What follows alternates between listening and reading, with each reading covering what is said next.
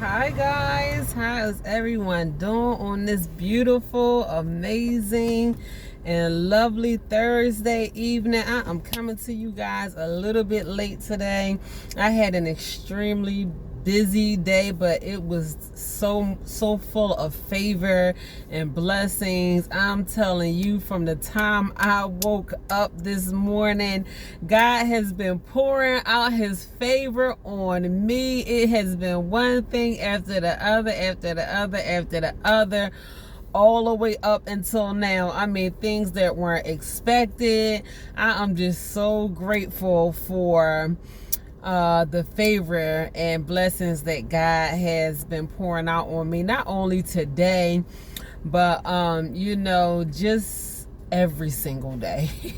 Every single day, my heart is just so full of gratefulness. I am just so grateful for everything every day that God has been doing for me, and I hope you all are feeling blessed and grateful too, and doing the work and doing things to better your future and better yourself. It is never too late to work on yourself. Anything that you do for yourself, I mean, that is the best payoff ever, when you are doing things to invest in yourself, to better yourself, to improve yourself, mind, body, and spirit. There is no one person on this earth that is completely perfect or flawless, or we ladies like to, call ourselves flawless. We be feeling ourselves, but we ain't flawless.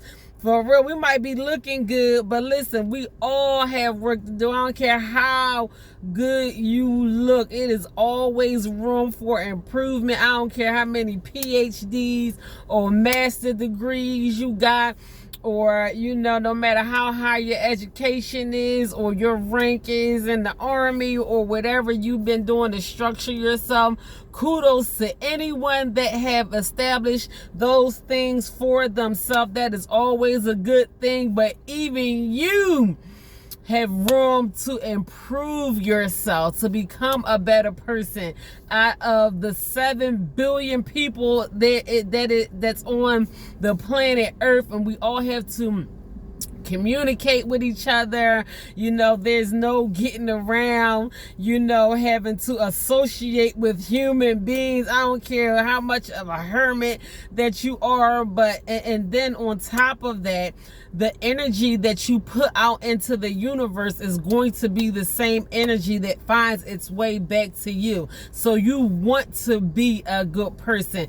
You are actually walking in your karma. The life that you are living right now is what you ask for in life. Is the energy that you put in life, is the steps that you laid out in life, is the way that you treat people, is the way that you give, is the way that you praise, it's the things that you do, it's the way that you talk to people, it's the way that you treat your body, or have been treating your body. It is evidence of the ground that you laid out for yourself.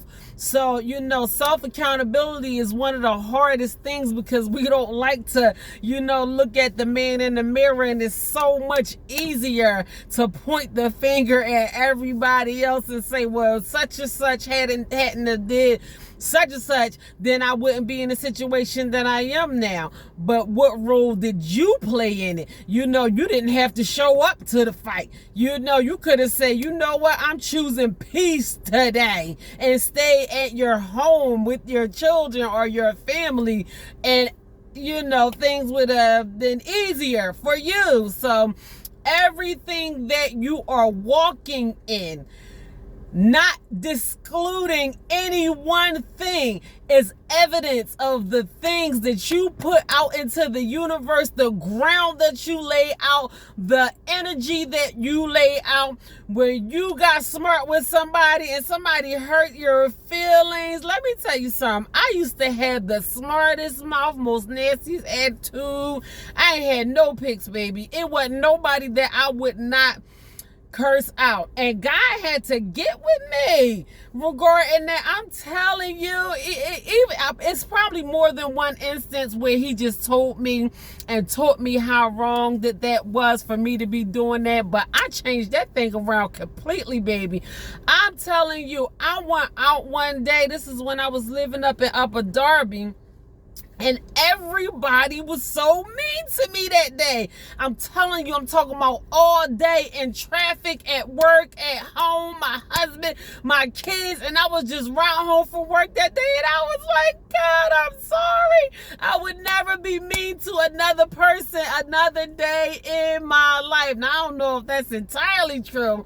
But let me tell you something. I worked on my attitude. I worked on my mouth. And I learned how to talk and treat people the way that I want them to treat me. I learned my lesson, baby, from that bad energy. God said, listen, I'm going to have to deal with you on this. And there's layers to it. Like I said, it don't matter who you are.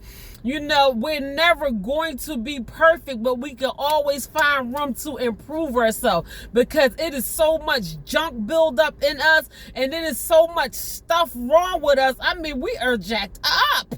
I'm telling you. And once he get done, he can't, if he was to deal with you in every area that you need to be dealt with, you would feel destroyed because it's too much. It is way too much. You couldn't even handle it. So that's why he just deal with us one thing at a time, one layer at a time. We're human beings. We have emotions. We can't even fathom how messed up we are and how much work there is to be done with us. I don't care who you are. You messed up too. But it is always room to improve yourself. Every day, everything, one by one, because once he gets done dealing with you in one area, trust me, it's going to be something else. It's going to be things that you don't even realize how messed up you are. I'm telling you, I know this to be an absolute fact because I'm still going as much work as I have done with myself over the years, and just as human beings, our hearts are not pure. Sometimes we feel evil towards people. We think evil thoughts that we don't want to think. I don't care how holy you are. The preacher think evil thoughts. The rabbi think impure thoughts. The imam think impure thoughts. Your grandmama think impure thoughts, but we still can practice pure thoughts. You know, we can practice how to be amazing human beings. So be an amazing human being today. Work on yourself every single day. You are walking in your karma. You are living your karma.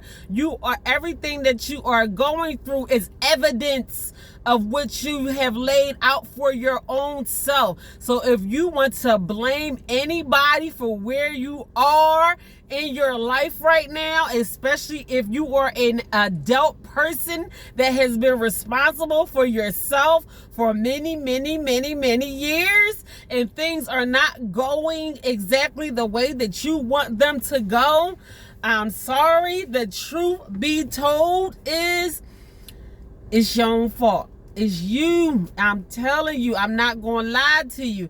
And if you want things to go better, if you want things to go smoother, God will not always change the situation. You know, as hard as the situations might be, some situations might be unchangeable, you know, or family members are unchangeable. Some people are going to be who they are and how they are forever. And I'm not to say or just like that to you. You know, they may not even be like that with everybody else, but you can't change the way people think about you in your own mind. But God will change you so your feelings won't be hurt. So you won't have to jump in your bag and get all emotional every time they won't respond to you the way that you would like them to respond to you. God will make it okay with you so you can move on with your life, so you can focus on things that's going to take you to the next level of your life. If you think about it, and this is including me, I have wasted so much time thinking about other people and how they made me feel and what they did to hurt me or what they said to hurt me. And this person could have did this, or this person could have been more supportive, or this person could have been kinder, or, you know, Dad, what did I do? Why did it turn out, you know, the way that it turned out? I wanted them to be nicer to me, and sometimes they won't be nicer to you. But God will change you. God will make you feel better. God will allow things to be absolutely okay with you. You can't change the way people feel, but you can learn how to control your own emotions, and that's what everything. That's why I talk about with us losing our loved ones and us getting extremely overcome with emotions every time we think about our loved one that is not here no more, and now we sad, and now our face is full of tears, and now we crying. We can rejoice in the spirit. When my mother passed away, I said this so many times to so many people, and I mean it. My mother suffered with illness for years. Of course I miss my mother. She gave birth to me. But I rejoiced so much so in my spirit. I was happy for her. I didn't even shout the way that I wanted to shout at her funeral, the way that Pastor Wallace sat up there and preached over my mother's body, because I knew everybody in there wouldn't understand. That's why, and I held myself back, but Wallace preached, baby. If anybody know who Pastor Wallace is, he preached my mother's funeral like his life depended on it. I mean, that was some good preaching. But I rejoiced for her because I was happy for her. She doing better than me. She not suffering no more. She not sick no more. She don't have to worry about the doctor's report. She don't have to worry about what she don't have. She don't have to worry about any of that at all. And it's hard to think of it in that manner. I mean, that's easier said than done. But life is about perspective. When you think about it in that way and think about how happy and free she was. I remember I had a disagreement with my siblings because I'm the sassy, you know, spazzle up, sparkle 'em up queen when it come down to everything. And I had a disagreement with my siblings because of the way I wanted to, like, you know, I wanted her makeup to be beautiful. I wanted her to have on lashes. I wanted her fingernails to be painted. I wanted her to have high heel shoes on her feet. She wore high heels up to the point where she couldn't wear high heels anymore. When we went to the day before the funeral to look at her body, I stood over her and I made sure her makeup looked it perfect. You know, I fixed her eyes, I fixed her lips, I fixed her lashes. What they didn't do according to my likings, I did it myself without crying over her. Of course it was sad, but more than anything, I rejoiced over my mother because I was glad for her, because she didn't have to suffer no more. Number one, if she ain't do nothing, she loved the Lord, so I already knew who she was with and I already knew where she was going. Number two, she did not have to be bound by a body of sickness. Her body was sick and it was holding her down. And I felt the same way about when my father passed away. I stood up and I spoke at my father's memorial service, and it was over 20 years ago. But one thing that I remember saying is, he's free. He is free. That body was holding him down. You talking about a man that was so intelligent? You talking about somebody who mind it was sharp? Like, I'm telling you, him having that sick body, that was cramping his style. That was not him. I rejoiced for him, even though I was young and I wasn't ready to let him go. But I rejoiced for him in the spirit too, because he was free. He didn't have to worry about being bound by, being held down by a sick body. My father loved to dance. He couldn't dance with one leg. They had to amputate his leg. He didn't like anything about how sick he was. So it's all perspective. It is all the way that we choose to look at things. And once you learn how to feel good about it, you don't have to be sad. And when I say you don't have to be sad, I mean that. So listen, today I have been hammering goals. Like, I have really been hankering down on my goals that I set for myself every single week, and I feel so good about it. Even though I'm on my 4th week of 10 goals a week, counting down to a happier, healthier new me, and I feel a transformation like nothing else. Like the transformation that I feel going on with me. Like today, I wrote down as one of my goals that I was going to cut calories. So I've been on a liquid diet since Monday. I have not eaten any food since Monday. Tomorrow I get to eat. It's only a 3-day liquid diet, but I feel good. I drink my smoothie. I had my coffee. I'm drinking plenty of water. And I didn't even realize that I had wrote down as one of my goals for this week that I'm going to cut calories. I just realized that last night, and I had already, because I went and checked back on my list of goals, I had started this on Monday. So sometimes you can be like hammering goals and moving closer to a better you, and you don't even realize how much work that you are doing on yourself, and it is always going to pay off in the end. So my message for y'all today is, remember, what you put out is what you are going to get back. You are walking in your own karma. That's why I know y'all heard me say it before, and I hate to sound repetitious, and I don't want to keep saying the same thing over and over again, but it's life. These simple rules apply to life. It is not hard to live life and feel happy about where you are in life. You can be happy in your process. Don't wait. My daughter was saying the other day she can't wait to the school year over with. She's a senior in high school now, and she said, I just want the school year to be over with so I can graduate. Listen, daughter, enjoy the journey. Enjoy your 12th grade year. She did so good in her 11th grade year that she don't even have to do a full day. I think she get out at like 11:30, between 11 and 1. Her day is done. She can go to work. She can do whatever she, plan for her future, what she going to do beyond her graduation. But don't be so much in a rush to get to the goal that you don't enjoy the journey.